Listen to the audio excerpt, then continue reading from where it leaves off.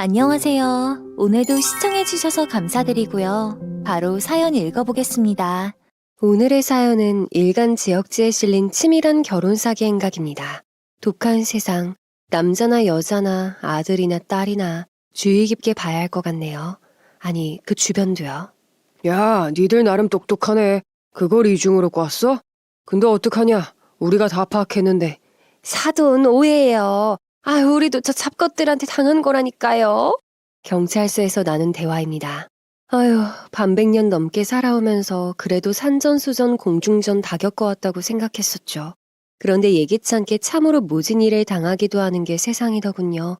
오로지 돈 하나를 얻기 위해 거짓 사랑을 꾸며내는 것을 넘어 사람 목숨도 가볍게 여기는 치 떨리는 인간무리들도 있더라고요. 죽음의 늪에서 슬기롭게 헤쳐나온 우리 가족 이야기 들려드릴게요. 저는 경기도 외곽마을에 사는 50대 끝자락의 여성입니다. 남편과 맞벌이를 하면서 아들 하나 잘 키우려고 아둥바둥 기를 쓰고 살아왔어요. 하늘이 도우신 건지 하나뿐인 아들이 반듯하게 잘 커졌고 취업이 어렵다는 요즘 철밥통으로 불리는 공무원으로 지내고 있었죠. 거기다 그동안 푼푼히 모은 돈을 떼서 투자 겸 사둔 땅들이 주변 지역 호재로 값이 꽤 올랐답니다.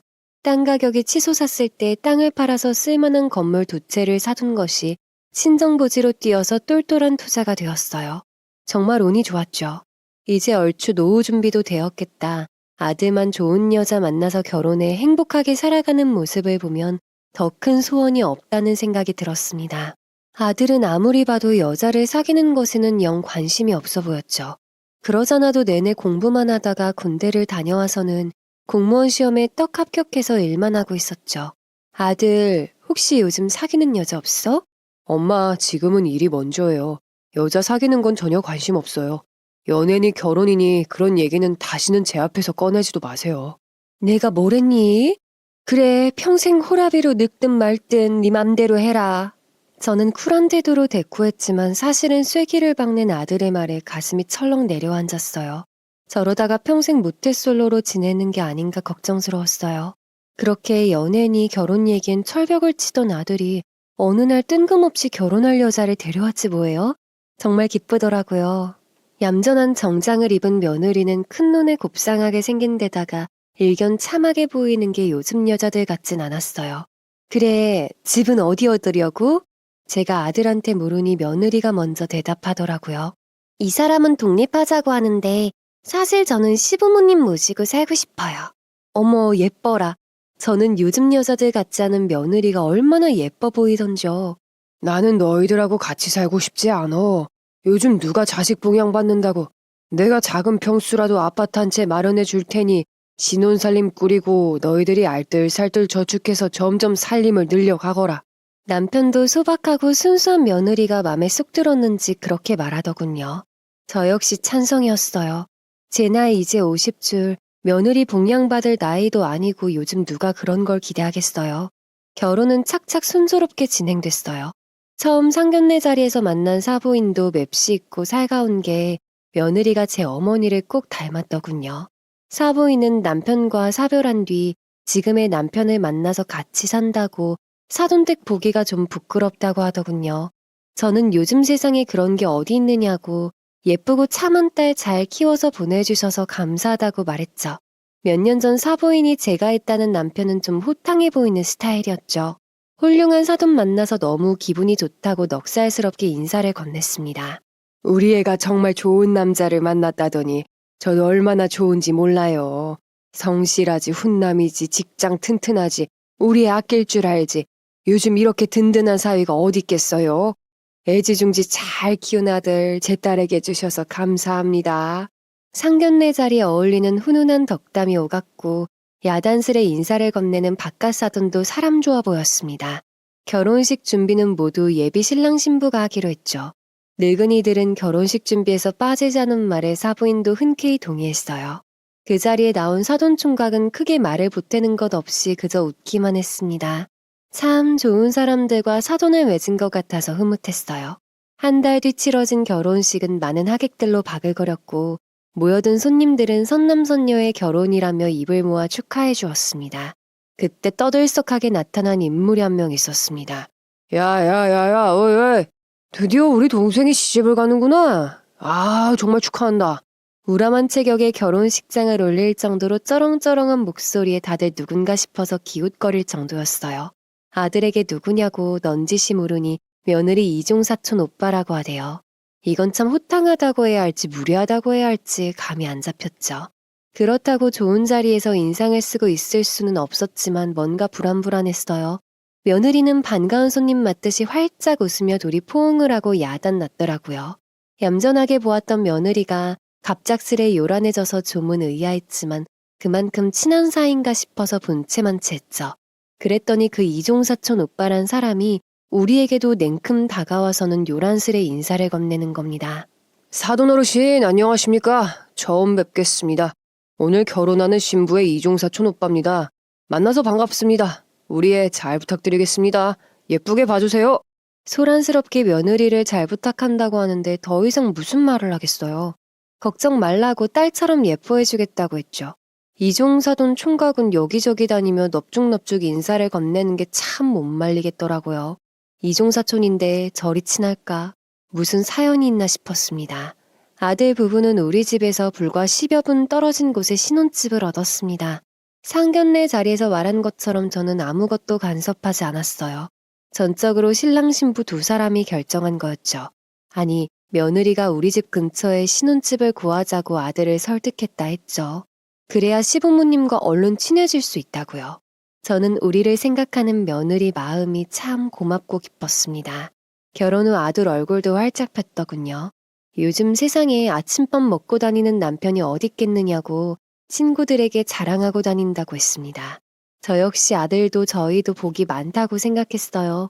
며느리는 하루가 멀다고 우리 집에 와서는 땀 뻘뻘 흘리며 요리를 만들어 대접하겠다고 성화였어요. 사실 서툰 음식 솜씨라서 맛은 별반 없긴 했어요. 그렇지만 그 마음이 얼마나 예쁘던지요. 주변 지인들도 며느리 잘 얻었다고 부러워했어요. 물론 며느리가 100% 완벽한 건 아니었습니다. 제가 느끼기로는 엉뚱한 데 관심이 많았죠.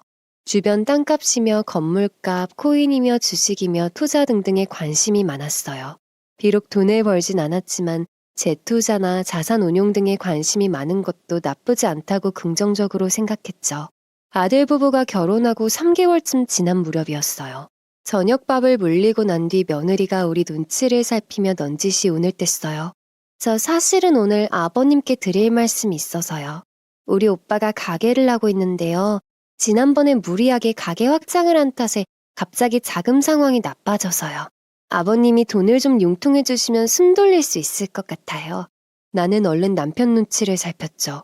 남편은 워낙 단호하고 강단이 있어서 호락호락 단번에 넘어갈 스타일이 아니었거든요. 거참 사돈 총각에게 그런 어려움이 있다니 참 딱하구나. 그런데 아가야, 무조건 지원을 해주는 건 아닌 것 같다. 내가 지금 그런 여유가 있는 것도 아니고 다시는 그런 얘기 안 해줬으면 좋겠다. 남편이 딱 잘라 말하자 며느리 표정이 좋질 않았습니다. 그렇겠죠. 오빠가 어려움을 겪고 있으니 도와주고 싶은 마음이 절실해서 어려운 사정 이야기를 했는데 시아버지가 딱 잘라 거절하니 마음이 안 좋았겠죠. 며느리 눈에 눈물이 그렁그렁해서 마음이 썩 편하질 않았습니다. 저는 남편 눈치를 살폈어요. 남편 얼굴이 딱딱하게 굳은 것을 보니 이미 마음을 굳혔다는 걸 알 수 있었어요. 더 이상 무슨 말을 해도 마음을 돌리지 않을 거라는 걸 저는 누구보다도 더 잘 알고 있었죠. 더 말을 보태봐야 소용없다는 걸요. 집으로 돌아가는 며느리 뒷모습을 보니 안쓰럽더라고요. 다음 날 며느리가 다시 집에 찾아왔더군요. 이번에는 남편을 붙잡고 제발 힘든 우리 오빠 살려달라고 눈물바람을 하더라고요. 저는 보기가 안타까웠어요. 그렇다고 해서 무턱대고 사돈총각을 도와주라고 말하기도 애매했습니다. 사돈총각이 가게를 한다곤 들었지만 그 가게에 가본 적도 없고 과연 정말 도와줘도 되는 상황인 줄 잘 모르겠더라고요. 남편은 더욱 단호하게 한마디로 잘라 거절했습니다. 자꾸 이런 얘기를 하면 새아기 얼굴 보기도 힘들어진다며 자꾸 나쁜 시애비 만들지 말라고 하더군요. 아무래도 곤란한 상황을 빨리 정리할 것 같아서 저는 얼른 아들에게 전화를 했죠. 며느리가 다시 여기 와서 눈물바람을 하니 아무래도 네가 와서 달래줘야겠다고 말했습니다. 그랬더니 놀란 아들이 얼른 달려왔습니다. 집에 들어서는 아들 얼굴을 보니 화가 단단히 난 모양입니다. 왜 다시 여기 와서 그러느냐고 얼른 집에 가자고 말하며 며느리를 일으켜 세웠어요. 그런데도 며느리는 눈물만 뚝뚝 흘리며 일어나질 않았습니다. 결국 아들이 며느리를 데리고 집에 가면서 자꾸 왜 그러느냐고 이러는 것 아니라고 말하는 소리가 들렸어요. 저는 아들에게 자꾸 싫은 소리 하지 말라고 오죽 마음이 답답하면 저러겠느냐고 다독였습니다. 그렇게 네가 달래주라고 말하며 아들 부부를 보냈습니다. 현관문을 닫으면서 남편에게 눈을 흘겼죠. 워낙 시시비비가 바른 사람이라 믿고 의지할 만한 사람이었지만 이럴 때는 너무 냉정한 게 아닌가 싶었거든요. 저는 며느리가 울던 얼굴이 떠올라서 자꾸 신경이 쓰이더라고요. 그래서 얼마 전 담가 놓았던 총각김치가 알맞게 익었길래 바리바리 싸들고 아들 집으로 향했습니다.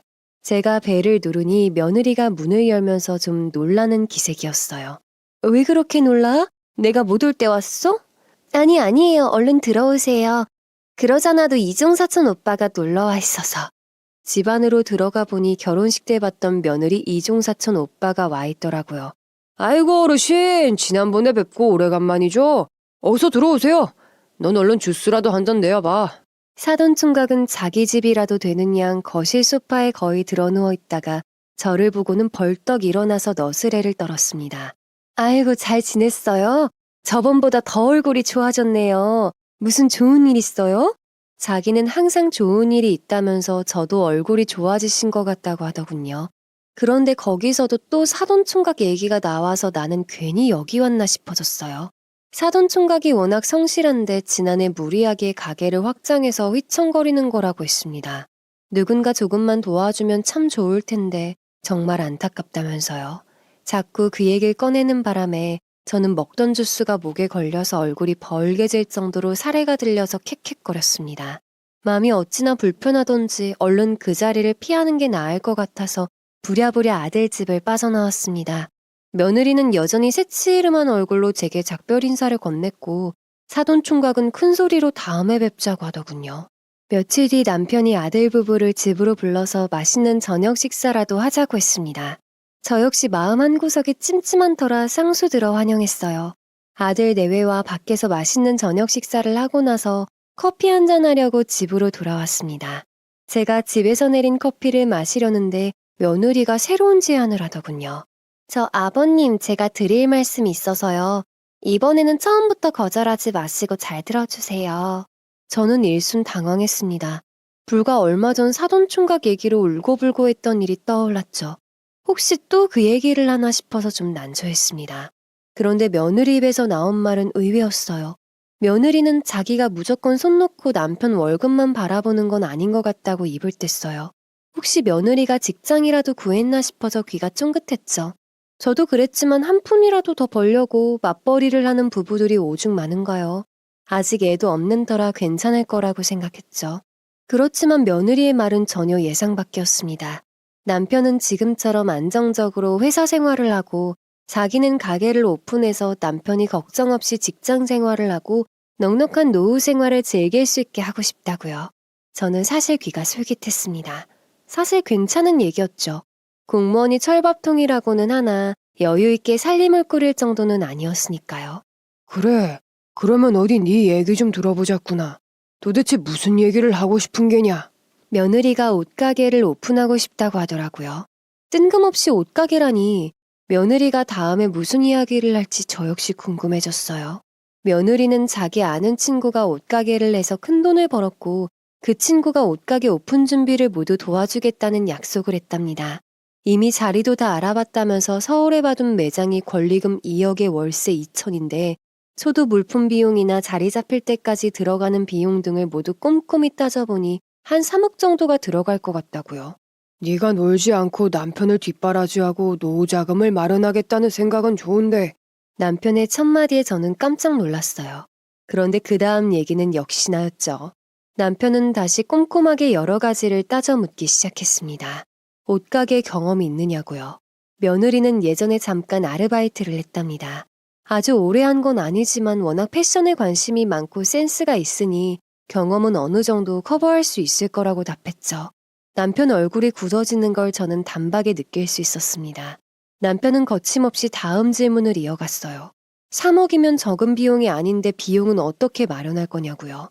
며느리는 잠시 당황하는 것 같더니 자기가 모은 비용은 별로 없으나 아버님께서 사업 자금을 도와주시면 어떻겠느냐고 묻더군요.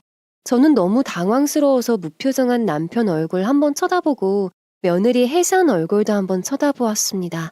아들도 기가 막혔는지 도대체 무슨 소리를 하는 거냐며 더 이상 아무 말도 말고 당장 집에 가자고 했습니다.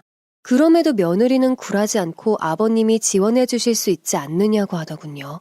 그 돈이 어디 가는 것도 아니고 권리금이며 다 돌려받을 수 있는 거니 자신을 한 번만 믿어주시라고 했습니다.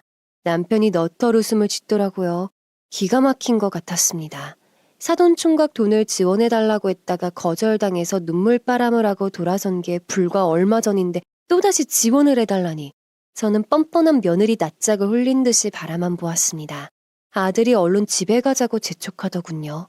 그런데도 며느리는 버티고 앉아서 남편 답을 바라더군요. 남편이 속으로 한숨을 쉬는 걸 저는 느낄 수 있었죠. 정말 아무 표정 변화 없이 말을 잇는 남편이 참 대단하다는 생각이 들었습니다. 내 좁은 소견으로는 네가 정말 옷가게를 해보고 싶으면 1년이라도 옷가게에서 직원으로 일을 보는 게 좋을 것 같구나. 그 다음에 이 일은 다시 논의해보도록 하자.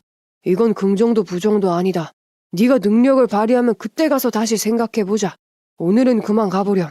남편은 그 말을 끝으로 자리에서 일어나 홀로 방 안에 들어갔어요. 마땅치 않은 일이 있을 때 취하는 행동이었죠. 이런 홀깃 옆을 보니 며느리가 단단히 삐친 게 눈에 보일 정도였죠. 저는 며느리를 따로 불렀습니다. 아버님이 워낙 고집이 세신 양반이라 한두 마디로는 넘어가질 않으셔. 게다가 옷가게 경험도 없는데 어떻게 선뜻 몇 억을 투자하겠니? 아버님 말대로 경험을 좀 쌓아보는 게 좋겠다. 어머, 아버님은 재산도 있으시면서 너무하시네요. 제가 무작정 욕심부리는 것도 아니고 제 딴에는 벌어보려고 하는 건데 어머님은 제 편이실 줄 알았는데 어머님 너무 서운해요. 저는 너무 어이가 없어서 며느리한테 싫은 소리를 하고 말았죠. 삐쳐서 나가는 며느리를 달래주라고 얼른 아들을 붙잡고 말했는데 아들은 왜 저러는지 모르겠다고 고개만 절레절레 흔들었습니다. 며칠 뒤 저는 아들 부부 분위기를 살피려고 반찬 몇 가지를 내서 아들 집으로 향했어요. 마침 아들이 문을 열어주는데 집안 분위기가 썰렁한 게 심상치 않았습니다. 며느리는 제가 온 기색을 알아차렸을 텐데 코빼기도 안 비쳤어요. 애는 어디 갔니? 안방 쪽을 눈으로 더듬으며 아들에게 물었어요. 그냥 두세요. 온종일 방 안에서 안 나오네요. 벌써 며칠째인지. 아유, 신경이 쓰여서는 원. 지난번 일로 신경전을 하고 있다는 걸 눈치챘죠. 옷가게 때문에? 아들이 투덜대며 왜 저러는지 모르겠다고 원래 욕심 없는 여자인 줄 알았는데 자기가 잘못 본 거 아닌지 모르겠다고 하소연을 하더라고요. 저 역시 조금은 그런 마음이 들었습니다. 처음에 워낙 우리한테 잘하고 살갑게 굴어서 착하고 참한 며느리라고 생각했는데 요즘 하는 짓을 보니 영 탐탁지 않았어요. 그렇다고 해서 둘이 헤어져라 부채질할 것도 아니고 아들을 살살 달랬죠. 자기 딴에는 다른 것도 아니고 둘이 잘 살아보겠다고 그런 모양인데 네 와이프인데 네가 감싸줘야지. 나는 이만 갈 테니까 외식이라도 하면서 기분 좀 풀어주렴. 저는 짐짓 쿨한 시어머니 노릇을 했죠. 그때서야 며느리가 굳은 얼굴을 풀지도 않고 나오더군요. 저는 며느리를 붙잡고 제 딴에는 마음을 풀어준답시고 이런저런 이야기를 했어요. 너무 서운해하지 마라. 아버님 말대로 몇 년 네가 옷가게 직원 노릇을 성실히 하다 보면 아버님도 널 믿으실 거 아니냐. 한술밥에 배부르려고 하지 말라고 충고했죠. 그런데 며느리 답변이 기가 막혔습니다. 돈 쌓아두신 시댁에서 돈보따리 풀 생각 하나도 안 하시면서 왜 충고하고 그러세요? 하는데 저는 정말 딱이라도 한 대 올려붙이고 싶었어요. 너는 왜 싸가지도 없이 그런 말을 하냐고 하니까 입술을 앙다물며 고개를 획 돌리더라고요. 그걸 본 아들이 우리 엄마한테 무슨 버릇이냐고 화를 냈습니다. 며느리는 아랑곳하지 않더군요. 나는 그만 집에 갈란다 하고 나오는데 아들이 저보다도 더 횡하니 나가버렸습니다. 저는 집으로 돌아오면서도 분한 마음을 억누르기 힘들더군요. 며느리가 이중인격자로 보이고 독하게 한마디 더 해주지 못한 게 내내 화가 났습니다. 그럼에도 약한 게 요즘 시어머니였죠. 일주가 지나고 저는 텃밭에서 뽑은 신선한 야채를 가져다 주려고 아들 집에 갔다가 마침 집에 놀러온 사부인과 마주쳤습니다. 사부인과 의례적인 인사를 주고받은 후 며느리가 준 주스를 마시고 있는데 사부인이 포문을 열었어요. 이왕지사 이렇게 만났으니 제가 한 말씀 드리려고요. 얘한테 들으니 옷가게 지원해달라는 걸 단칼에 거절하셨더라고요. 어쩜 그럴 수가 있으세요. 돈 있는 시댁에서 애들 잘 살게 돈 지원도 해주는 게 도리 아닌가요? 그러면서 요즘 월급만 가지고 사는 애들이 어딨느냐. 딸랑 경기도 외곽 20평대 아파트 갖고 애들을 낳아서 어떻게 키우겠느냐며 정말 너무하신 거 아니냐고 따지는데 저는 그냥 뒤로 넘어갈 뻔했네요. 시퍼렇게 어린애들이 어쩜 스스로 열심히 해서 잘 살 생각 하나 안 하는 게 더 이상하네요. 시댁 재산 노리지 말고 본인이 열심히 일해서 잘 살아야죠. 정말 어이가 다 없네요. 그러고 나서 며느리에게 너도 잘 살고 싶으면 이제부터 나가서 열심히 일하라고 충고했죠. 며느리 얼굴이 파랗게 질려서는 부들부들 떠는데 정말 기가 막히고 코가 막혔습니다. 사부는 왜 자기 딸한테 엄한 충고하느냐면서 그 재산 모두 죽을 때 싸 짊어지고 갈 거냐고 응수하더라고요. 화가 머리끝까지 치밀고 분해서 손이 부들부들 떨렸습니다.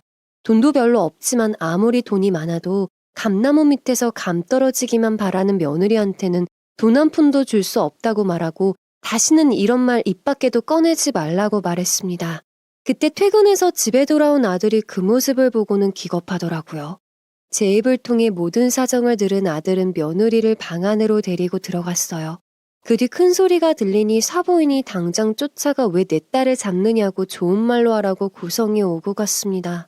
저는 막장에 경우도 없는 며느리와 사부인 모습을 보고는 기겁했어요. 머리가 지끈지끈 아파왔죠. 며칠 뒤 아들이 혼자 우리 집에 찾아왔습니다. 얼굴에 수심이 가득하더라고요. 아무리 생각해도 집사람은 제가 생각했던 사람이 아닌 것 같습니다. 처음과는 달리 자꾸 돈돈거리는 거나 그 사람 하는 모양새를 보니 평생 같이 살 사람은 아닌 것 같습니다. 일이 더 심각해지기 전에 이혼하려고 합니다. 남편도 저도 아무 말 없이 고개를 끄덕였습니다. 남편은 여러 차례 제 얘기를 듣고 나서는 더 이상 지켜볼 여지가 없다는 판단이 들었나 봅니다. 결혼이 일륜지대사라곤 하지만 아무래도 네 판단이 맞는 것 같구나. 마음은 아프지만 어쩌겠니. 짝이 아니라면 일이 더 커지기 전에 얼른 정리를 하는 것이 좋을 것 같다. 아무래도 싹수가 노란 것 같으니 조용히 정리수순을 밟아라. 하는 짓을 보니 영 탐탁지가 않아. 요새 이혼이 뭐 흠이라도 되니? 아니라고 생각하면 미련 없이 정리해. 아들이 굳은 얼굴로 고개를 끄덕였습니다. 아들은 변호사를 만나 이혼 진행을 상의하고 왔다고 했어요. 혹시 아내가 어떻게 나올지 모르니 재판 이혼도 준비하고 있는데 재판 이혼으로는 진행이 좀 어려울 수도 있다고 해서 마음이 쓰이더군요.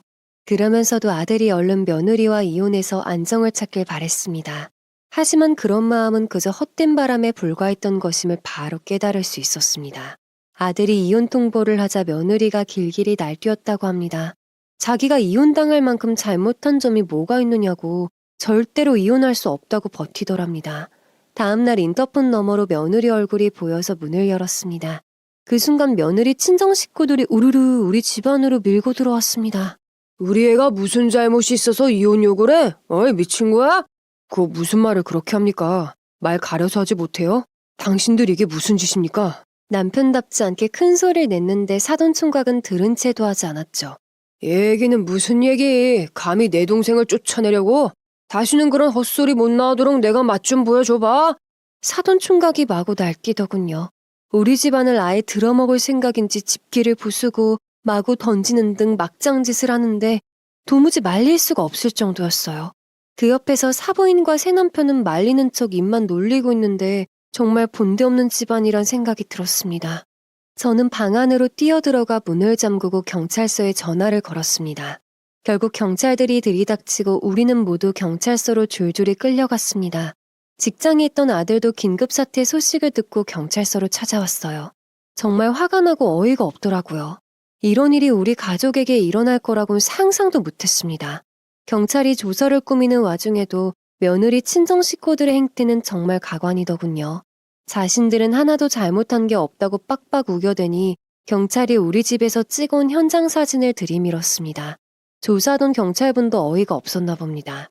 부서진 집기들이며 이 난장판을 두 눈으로 보고도 그런 소리가 나오느냐고 반문하더군요.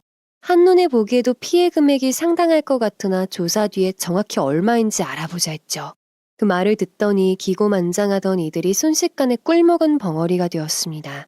저랑 남편도 차례대로 진술을 했습니다.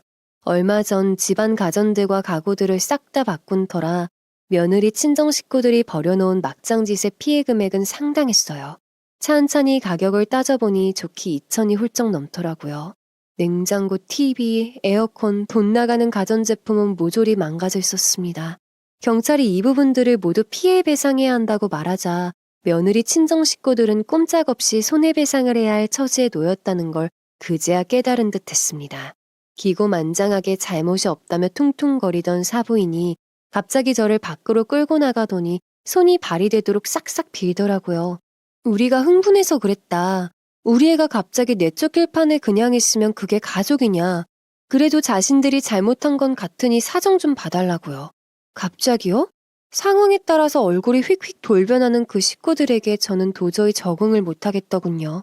경찰 조서만큼 이혼 증거 사유로 알맞은 게 더 어디 있겠느냐고, 그리고 손해배상액도 단 한 푼도 깎아줄 수 없다고 강한 펀치를 훅 날렸습니다. 새파랗게 질리면서도 막말을 해대는 사부인 얼굴을 보고 있자니 서둘러 이혼을 하는 게 정답이라고 생각했습니다. 그렇게 바람 쐬려고 잠시 밖으로 나오니 아들과 며느리 사이는 여전히 심각했습니다. 아들은 이혼을 원한다고 구질구질하게 법정까지 끌고 가지 말라고 냉정하게 말했죠. 며느리는 절대로 이혼할 수 없다고 버텼습니다. 아들이 고개를 절레절레 흔들며 말했죠. 난 더 이상 너랑 살 수가 없다니까. 네가 겸손하고 지혜롭고 착한 사람이라고 생각했는데 지금 보는 너란 사람은 내가 알던 사람이 아닌 것 같아. 우리 제발 이쯤에서 그만하자.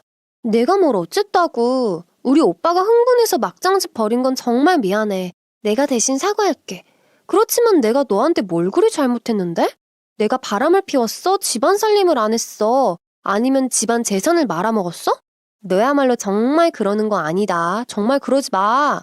도저히 둘 사이 합의가 쉽지 않겠더라고요.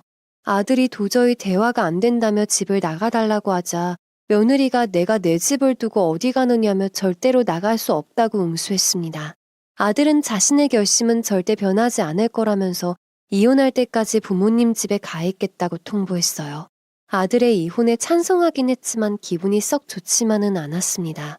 아들이 단호한 표정으로 발길을 돌릴 때였습니다. 여태까지 도끼 서린 표정으로 팔짱을 끼고는 어디 해볼 테면 해보라는 표정이었던 며느리가 아들의 옷자락을 붙잡았습니다. 제발 그러지 마. 우리 결혼한 지 얼마나 됐다고 벌써 이혼이야. 나 버리지 마라. 우리 아직 같이 못 해본 게 너무 많잖아. 내가 다 잘못했어. 우리 다시 한번 시작해보자. 아들이 괴로운 표정을 지었지만 그 마음을 떨쳐버리려는 듯 며느리 손을 치웠습니다. 다시 며느리가 팔을 부여잡자 그 팔을 쳐냈죠. 그걸 본 사돈 총각이 단거리 선수처럼 후다닥 달려와 고래고래 소리를 질렀습니다. 지금 뭐 하는 짓이야? 감히 내 동생을 쳐? 마치 당장이라도 아들한테 무슨 짓을 할 것처럼 달려들더군요. 아들이 아무 말 없이 돌아서니 아들 뒷꼭지에 대고 큰 소리를 뻥뻥 쳤어요. 이거 무슨 죄인 줄 알지? 당장 고소할 거야. 아들이 잠시 돌아보고는 당장 고소하시죠 하고는 곧장 저를 향해 다가와서는 얼른 집에 가자고 조용히 말했어요. 저는 아들 어깨를 두드려주고는 같이 집으로 향했습니다. 아들은 발빠르게 이혼 준비를 했습니다. 합의이혼 신고서를 아들의 신혼집과 며느리 친정 두 군데 모두 보내놓았습니다. 그러나 며느리는 이런 반구도 없었죠. 며느리가 전에 말한 대로 절대로 이혼에 합의하지 않겠다는 의지가 엿보였어요.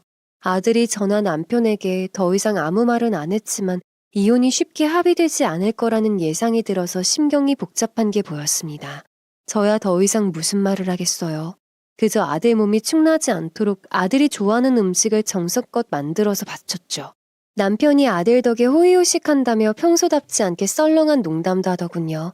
마치 폭풍 속의 눈처럼 며칠은 무탈하게 흘러가는 것 같았습니다. 아들도 우리 앞에서 자기의 괴로운 심정을 표시내지 않으려고 노력했죠. 힘든 상황을 잘 버티는 아들이 안쓰럽기도 하고 무덤덤하게 보이려는 그 태도가 대견해 보이기도 했어요. 얼른 막장 사돈으로부터 벗어나기만을 손꼽아 기다렸습니다. 한 주 뒤 늦은 오후였습니다. 아들이 자기 방에서 무언가를 한참 찾는 눈치더니 갑자기 한숨을 푹 쉬더라고요. 왜 그러냐고 물으니 회사 일로 꼭 필요한 브리핑 자료가 신혼집에 있다는 겁니다. 며느리가 있는 신혼집에 가기 싫은 눈치가 확연했죠. 저도 아들 맘을 잘 알 것 같아서 대신 가지고도 싶었지만 제가 간다고 아들이 필요한 자료를 잘 찾을 수 있겠어요? 아들이 원치 않는 발길을 떼는 걸 보니 마음이 짠했습니다. 선생 배필을 만나 알콩달콩 잘 살았더라면 얼마나 좋았을까요? 그러나 뭐 어쩌겠어요. 아닌 건 아니란 마음이 들어서 저 역시 얼른 다녀오라고 아들을 배웅했습니다. 그런데 아들이 영 오지를 않는 겁니다. 혹시 그 집에 가서 며느리랑 얘기를 할 수도 있겠거니 싶어서 처음에는 대수롭지 않게 생각했어요. 점점 밤이 깊어지자 저는 초조해지기 시작했죠. 아들에게 여러 번 전화를 걸어봐도 휴대폰이 꺼져 있다는 음성 메시지만 나왔어요. 여보, 아무래도 뭔가 이상해요. 왜 아들 전화기가 꺼져 있지? 금방 다녀온다고 했는데 돌아오지도 않고 무슨 일 있는 거 아니에요? 무슨 별일이야 있겠어. 조금만 더 기다려보자고. 남편은 별일 아닐 거라며 저를 안심시켰지만 결국 아들은 새벽 3시가 훌쩍 넘어갔는데도 집에 돌아오지 않았어요. 우리는 더 이상은 앉아서 기다릴 수 없다고 생각해서 아들 집으로 서둘러 찾아갔습니다. 아들이 알려준 비밀번호를 누르고 집에 들어간 순간 거실이 난장판이더라고요. 먹다만 와인잔 2개가 거실 바닥에 뒹굴고 있었고 급히 벗어놓은 가운도 보였습니다. 거기다 무언가 질질 끌려나간 흔적도 보였고요. 모든 것들이 난장판에 급히 나간 흔적들이었습니다. 아들도 며느리도 보이질 않았죠. 저는 아들과 며느리 핸드폰에 다시 연거푸 전화를 걸었습니다. 아들도 며느리도 휴대폰 연결이 되지 않았어요. 초조한 나머지 집안이 바짝 말라붙는 것 같았습니다. 주방 쪽으로 발길을 옮기다가 현관 바닥에 무언가 떨어져 있는 걸 발견했어요. 아들이 애지중지하던 손목시계였어요. 그 시계를 주워 들어보니 여기저기 금이가 있었어요. 여보, 도대체 우리 애는 어디 간 거예요? 대체 여기서 무슨 일이 벌어진 거예요? 제가 그 시계를 들어보이며 소리쳤어요.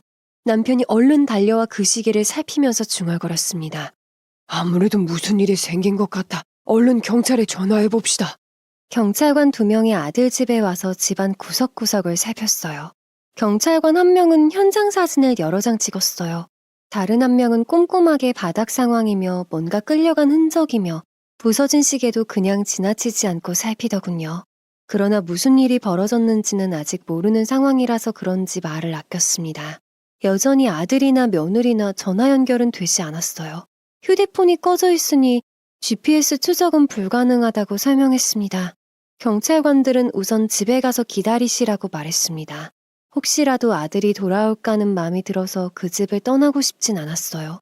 그렇지만 아들 집에 죽 치고 앉아있다고 해서 더 할 일이 있을 것 같진 않았죠. 무거운 발걸음을 옮겨 집으로 돌아왔지만 잠이 오진 않았습니다. 남편이 제게 우선 눈을 붙이라고 말했지만 아들 행방을 모르는데 어떻게 잠이 오겠어요. 결국 저는 뜬 눈으로 밤을 새웠습니다. 남편도 심하게 뒤척이는 걸 보니 잠을 못 자더군요. 저는 어제 아들과 함께 가지 않은 걸 자책했죠. 아들과 함께 갔다면 이런 일이 벌어지지 않았을 거라고요. 혹시나 싶어서 아들이 직장에 출근했는지 문의했는데 역시였습니다. 아들이 아무 연락 없이 출근하지 않아서 자기들도 전화해보려고 했답니다. 그동안 이런 일이 한 번도 없었는데 혹시 무슨 일이 있는 건지 되묻더라고요. 저는 아무 일 아니라고 얼버무리며 전화를 끊었어요. 그날 저녁 낯선 번호로 전화가 걸려왔습니다. 저는 심장이 떨려서 전화를 받을 수가 없어서 남편을 큰 소리로 불렀어요. 남편이 얼른 달려와 전화를 받으며 발빠르게 스피커폰으로 돌려놓아서 저도 모든 내용을 들을 수 있었죠. 내가 당신 아들을 데리고 있어. 당신 아들을 다시 만나고 싶으면 돈 30억 준비해놔. 당신이 내 아들을 데리고 있다고? 그걸 어떻게 믿어?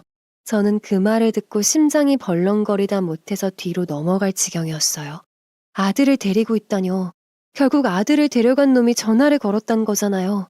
그러면 우리 아들은 살아있는 걸까요? 아들 목숨이 중요하지 않은가 보네. 아들 살리고 싶지 않아? 우선 내 아들이 맞는지부터 확인해줘야 알지. 네가 내 아들 데리고 있는 건지 내가 어떻게 알아? 저는 옆에서 숨 막혀서 듣기도 힘들더라고요. 저는 발을 동동 구르며 남편 옷자락을 잡아당겼습니다. 남편 속내가 뭔지는 몰라도 이러다가는 멀쩡한 아들 잡겠다는 생각이 들어서 속에서 천불이 나더라고요. 그런 내 맘을 아는지 모르는지 남편은 무표정한 얼굴이었어요. 수십 년간 살아본 결과 남편 속이 깊고 침착하다는 건 이미 알고 있었죠. 아버지, 네, 저 맞아요. 서류 가지러 집에 갔다가 이 인간들한테 끌려왔어요. 이 인간들? 네 처말이니? 아들이 어딜 맞았는지 비명을 내지르는데 정말 저는 미치고 팔짝 뛰겠더라고요. 저나 남편이나 지난 30여 년간 키우면서도 큰 소리 한 번, 손찌검 한 번 한 적 없이 어와둥둥 귀하게 키운 아들이었습니다. 큰 소리 들을 만큼 엇나가는 행동 한 번 해본 적 없는 바른 아들이기도 했고요. 그럼 내 아들을 무작정 데려다가 북어 다듬듯이 하는데 어디 가당키나 한가요? 그 순간만큼은 화가 나서 부글부글 끓더라고요. 눈앞에 있다면 마구 달려들어 쥐어뜯고 싶을 정도였죠. 자, 이제 네 아들인 건 나 확인했지? 쓸데없는 질문을 하면 네 아들은 남아나지 않을 거야. 딱 이틀 줄 테니 30억 현금으로 준비해. 정확히 이틀 후 저녁 6시 내가 다시 전화한다. 단 경찰에 연락하면 네 아들은 다시 못 볼 줄 알아. 그 말의 끝으로 전화가 끊겼어요. 저는 왜 남편에게 그런 짓을 했느냐고 무작정 따졌어요. 그러다 우리 아들 잘못되기라도 하면 어쩔 뻔했냐면서요. 남편이 보이스피싱 사기 사례를 본 적 없느냐고 아들인 줄 확인해보는 것은 당연하지 않느냐고 하더군요. 그 말이 맞긴 맞아서 아무 말도 못했죠. 남편은 우리끼리 이러니 저러니 말해봐야 아무 소용 없으니 경찰서에 찾아가 보자고 했습니다. 저는 아들을 데려간 놈의 마지막 말이 생각나서 화들짝 놀라며 안 된다고 펄쩍 뛰었죠. 그놈의 경고를 무시할 생각이냐, 그러다가 우리 아들 영영 못 보게 되면 어떡하느냐고 말하면서 엉엉 울었어요. 남편이 저를 안아주면서 그놈 말대로만 하다가는 오히려 일이 더 잘못될 수 있다고 저를 달랬습니다. 지금 현명하게 대처해야 아들을 되찾을 수 있다고요. 잘못하다가는 아들도 못 찾고 돈만 날릴 수 있다고 지금 경찰서에 가서 협조 요청을 하자고 했습니다. 그게 옳은 방법이라고 했죠. 마음을 진정시키고 차근차근히 생각해보니 남편 말이 맞더라고요. 우리는 그 즉시 경찰서로 향했습니다. 평생 한번 들어가 볼까 말까 했던 경찰서를 제 발로 찾아가게 될 줄 어떻게 알았겠나요? 우리 부부는 경찰서에 가서 협박 전화가 왔다는 점을 알렸어요. 경찰관들이 통화 녹음을 여러 번 되풀이해서 들어보았습니다. 저는 초조해서 미칠 지경이었어요. 경찰서에 주의보인 듯한 사람이 다가와서 우리 부부에게 행동 지침을 알려주었습니다. 우선 이틀 뒤까지 돈을 마련할 수 있느냐고 물었어요. 남편은 급한 대로 어떻게든 마련해보겠다고 말했죠. 저 역시 지금 돈이 문제냐, 아들 목숨을 구하는 것이 더 시급하다는 생각이었죠. 경찰은 여러 가지로 수사를 해보겠지만 시간이 촉박하니 우선 아들을 데려간 사람들의 요구대로 하되 절대 단독 행동을 해서는 안 된다고 우리에게 단단히 일렀습니다. 괜히 그 사람들 말을 따랐다간 아들도 못 찾고 돈만 날릴 수 있다고 엄중히 경고했죠. 안타깝지만 옳은 말이었습니다. 그리고 우리 집에 형사 2명을 보낼 테니 그들이 시키는 대로 따르라고 했어요.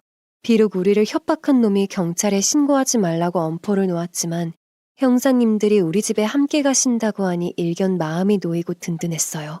형사님들은 주변 인간관계를 묻고는 그중 의심스러운 사람이 있느냐고 물었습니다. 남편은 말을 아끼는 듯 했지만 저는 그런 건 하나도 중요하지 않았어요. 아들이 집에 간 뒤 연락이 끊어졌고 그 집에서 수상한 흔적을 발견한 데다가 그 집 식구들은 여러모로 수상한 구석이 많았잖아요. 저는 서슴지 않고 며느리와 그 친정 식구들이 의심스럽다고 했죠. 형사님들은 우리 얘기를 듣고 여러 차례 동료 형사분들과 통화를 하면서 수사를 진행하고 있는 것 같았습니다. 시간이 참 느리게 흘러가더군요. 아들은 어딘지 모르는 곳에서 고통을 겪고 있다고 생각하니 목구멍으로 밥이 넘어가지 않았습니다. 남편은 이런 때일수록 침착해야 한다고 형사님들 식사도 잘 챙겨주자고 저를 다독였어요. 형사분들도 너무 걱정 마시라고 잘 해결될 거라고 위로해 주시더군요. 형사님들의 말을 100% 믿을 수는 없었지만 마음의 위안이 되었습니다. 드디어 다시 전화가 걸려왔습니다. 남편이 전화를 받으며 스피커폰을 틀어서 집안 누구나 들을 수 있게 했어요. 돈은 다 준비했겠지? 30억. 너무 빠듯한데 하루만 더 줬음 합니다. 우리가 떼돈을 버는 사람도 아니고. 지금 장난해?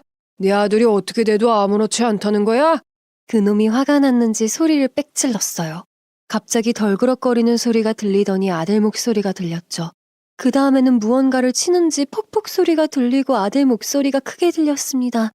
저는 마음이 오그라들고 당장이라도 그 전화기를 뺏어서 우리 아들을 무사히 돌려보내달라고 간절히 빌고 싶은 마음이 들었어요. 어느 결에 제가 전화기에 손을 뻗은 모양인지 키가 큰 형사가 재빨리 손을 뻗어 전화를 끊었습니다. 형사님, 도대체 무슨 짓이에요? 제가 화가 나서 큰 소리로 외쳤어요. 형사가 침착한 목소리로 우리에게 설명을 했습니다. 저만 믿으세요. 다시 전화가 걸려올 겁니다. 그때 침착하게 전화를 받아야 우리가 원하는 요구사항을 밀어붙일 수 있습니다. 형사는 남편에게 내일이나 모레 약속을 잡으라고 했습니다. 자꾸 그쪽 맘대로 약속을 바꾸면 우리도 응하지 않을 거라는 걸 알아채야 그쪽 의도대로 끌려가지 않을 거라고 했어요. 여러 번 이런 수사를 해오셨던 베테랑 형사님들이라고 하니 믿어야 했죠. 그렇지만 영원히 연락이 끊기면 어쩌나, 우리 아들을 구하지 못하면 어쩌나 싶은 생각이 들면서 눈앞이 캄캄했어요. 그나마 아들이 살아있다는 걸 확인한 게 유일한 위안이었죠. 1분이 영원처럼 느껴질 정도로 기나긴 시간이었어요. 잠시 뒤 다시 전화가 왔습니다. 간이 배 밖으로 나왔구나. 니네가 전화를 끊어? 정신 나갔어? 그놈이 흥분했는지 고함을 넣어 빽빽 소리를 지르더라고요. 일부러 전화를 끄는 게 아니라 어쩌다 보니 전화가 끊겼습니다.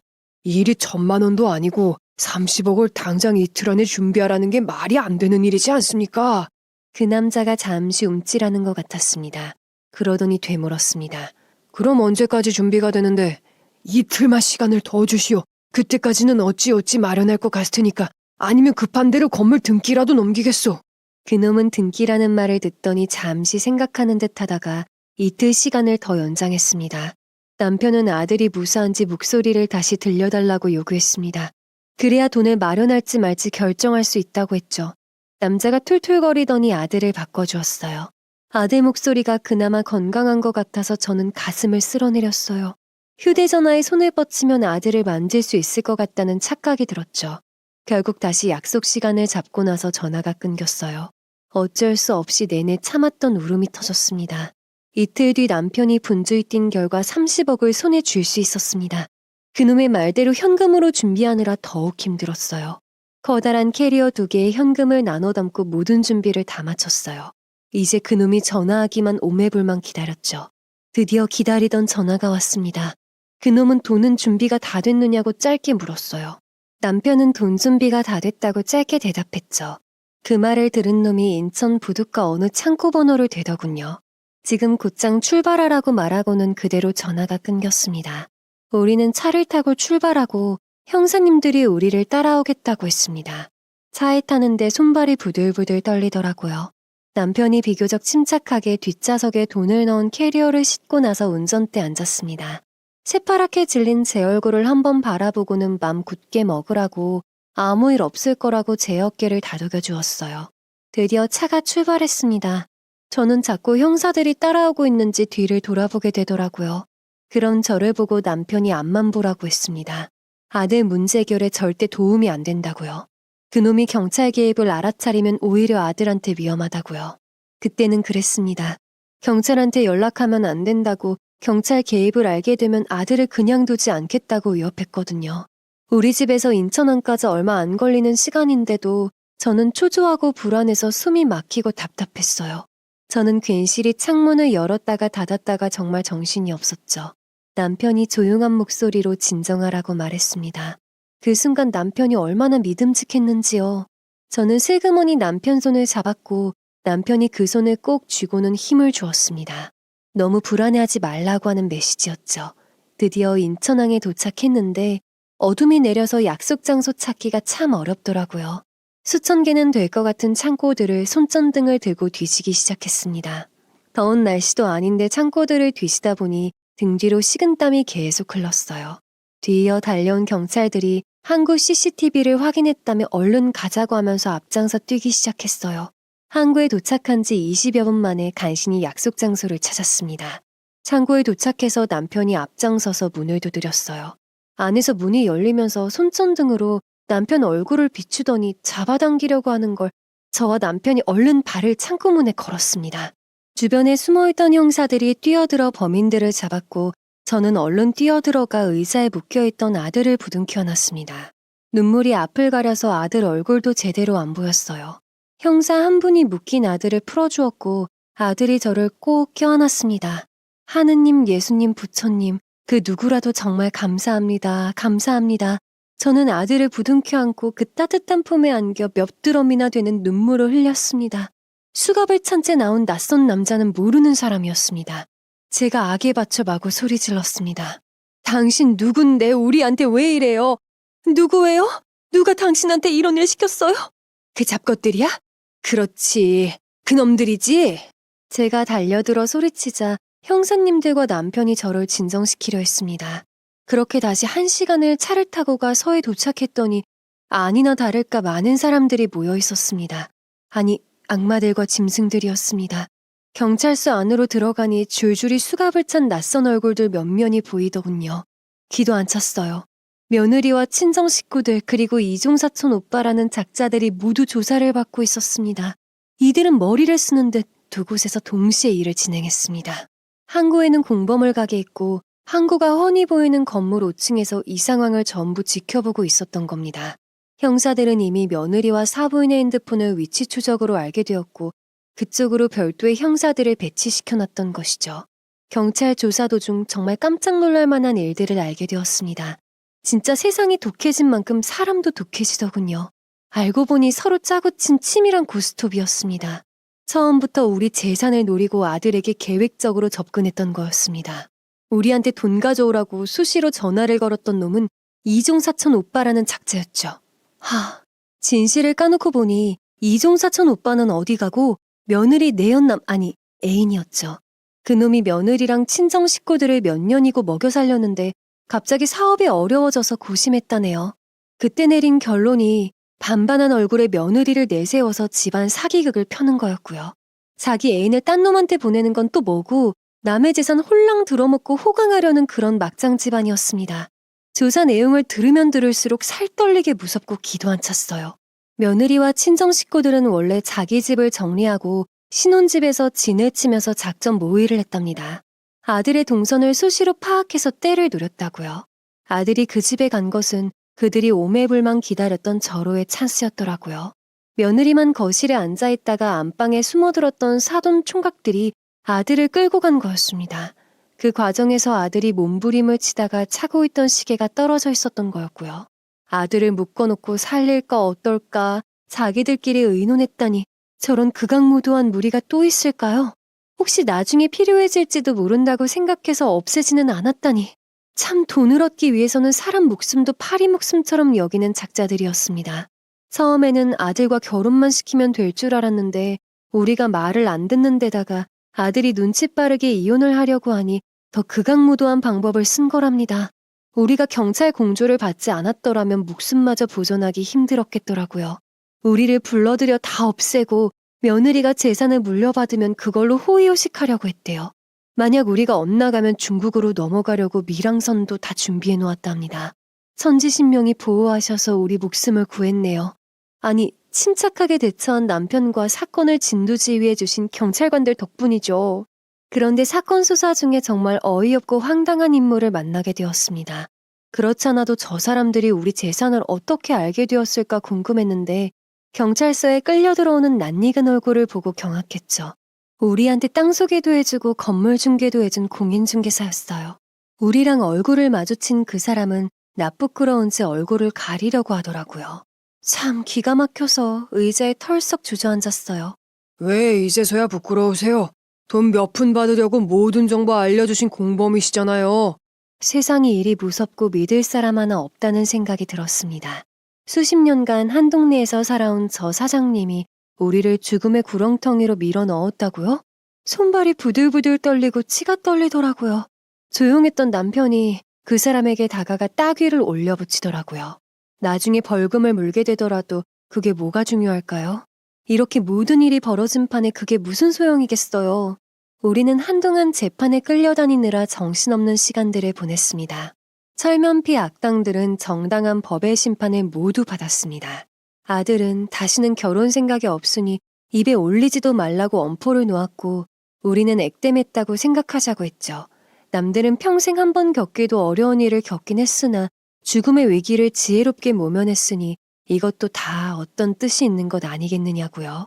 이번 일을 겪으면서 가장 변한 사람은 남편과 아들입니다. 노후에 써야 한다며 짠돌이같이 굴었던 남편이 건물 하나를 처분해서 저랑 여기저기 여행 다니는 즐거움을 누리고 있으니 지금은 전화위복이라고 생각하며 살아가고 있습니다. 괜히 무서워서 벌벌 떨거나 숨어 지내면 그 악당들한테 지는 거라는 마음으로 더욱 즐겁게 살아가려고 합니다. 그리고 아들은 저희 생각보다 더 강하게 세상을 마주하고 있어요. 처음엔 걱정이 돼서 회사도 당분간 쉬고 머리를 식히는 게 어떠냐고 했지만 정반대였습니다. 아니 그냥 평상시처럼 살려고.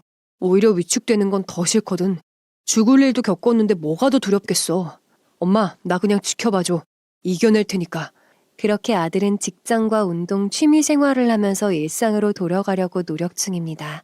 저 또한 엄마로서 그 옆을 단디 지켜주고 있고요. 다만 아들 대신 민사소송은 당차게 독하게 진행하고 있습니다. 형사야 나라가 심판하는 거고 이들의 밑바닥까지 소송으로 탈탈 털어낼 생각입니다. 그토록 원했던 돈 거꾸로 당해보라고요. 독한 세상, 악인에겐 당당하게 더 독하게 응징하려고요. 위자료, 보상금, 정신적 피해 보상, 형사와 연관시켜 개개인별로 독하게 뜯어낼 생각입니다. 그래야 다시는 이런 일은 꿈도 못 꾸게끔 지옥 언저리로 내던질 수 있을 테니까요. 지금까지 긴 사연 들어주셔서 감사합니다. 여러분의 가정에는 평안만이 깃들길 바라면서 이만 마치겠습니다. 구독과 좋아요, 알림 설정 부탁드립니다.